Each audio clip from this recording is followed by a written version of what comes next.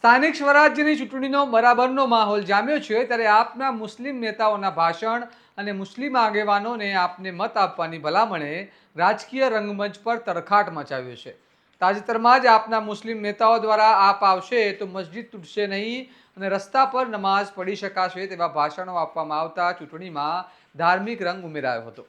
ત્યારે હવે એક મૌલવી દ્વારા નાગરિકોને આપને મત આપવાની અપીલ કરતો વિડીયો સામે આવ્યો છે, જેમાં મૌલવી કહે છે કે આપને મત આપશો તો મસ્જિદ મદરસા તોડવાનો જે સમસ્યા છે તે દૂર થશે।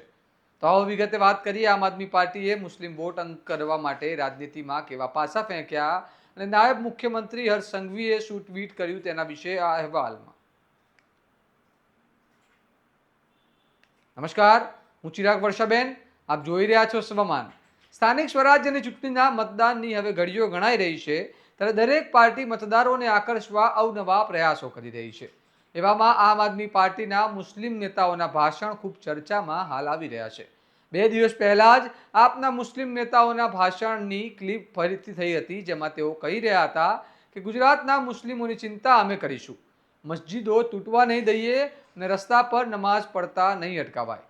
આ વિડીયોનો ભારે વિવાદ થયો અને આ મામલામાં નાયબ મુખ્યમંત્રી હર્ષ સંઘવીએ પણ ટ્વીટ કરતા લખ્યું હતું કે શું આમ આદમી પાર્ટી ગુજરાતની જનતા પાસે આ મુદ્દાઓને લઈને મત માંગવા જશે? શું આ જ મુદ્દાઓ માટે ગુજરાતની જનતા પાસે એક મોંઘો માંગે છે? સાથે જ હર્ષ સંઘવીએ લખ્યું કે શું આમ આદમી પાર્ટી કાયદાથી ઉપર કોઈ ખાસ વર્ગને રાખવા માંગે છે? આમ આદમી પાર્ટી આપના મુસ્લિમ નેતાઓના રસ્તા પર નમાઝ પડવાના મુદ્દાએ ભારે વિવાદ જગાવ્યો હતો ત્યારે હવે એક વિડીયો ક્લિપ સામે આવી છે, જેમાં મૌલવી પણ કંઈ આવી જ વાત કરતા જોવા મળી રહ્યા છે। જુઓ આપને મત આપવાની અપીલ करता मौलवीए શું કહ્યું। अस्सलाम वालेकुम वरहमतुल्लाहि वबरकातुहू। मेरी तमाम मुसलमानों से गुजारिश है कि इस मरतबा हम आम आदमी पार्टी को वोट करें। अगर आम आदमी पार्टी को हम वोट करेंगे तो जो ये आसान धारा के मसले चलते शायद हम इससे बच जाएंगे। और जो हमारी दरगाहें तोड़ी जाती है, मसाजिद तोड़ी जाती है, हमारे धार्मिक स्थलों को तोड़ा जाता है, और ये नमाज के ताल्लुक से कि आम आदमी पार्टी ने कहा है कि ये जो नमाज के ताल्लुक से जो मसले होते हैं, अगर हमारी सरकार बनी तो हम किसी भी जगह पर नमाज पढ़ने से किसी को नहीं रोकेंगे और ये आसान धारा का भी मसला खत्म हो सकता है। जो आज ये आसान धारा का मसला चलता है, हमारी दरगाहें तोड़ी जाती है, हमारे मदरसे तोड़े जाते हैं, तो अगर आम आदमी पार्टी की सरकार बनती है तो हम ये सारी चीजों से बच सकते हैं। तो इंशाअल्लाह हम कोशिश ये करें कि आम आदमी पार्टी को जिताया जाए और आम आदमी पार्टी के अंदर वोट किया जाए इंशाअल्लाह।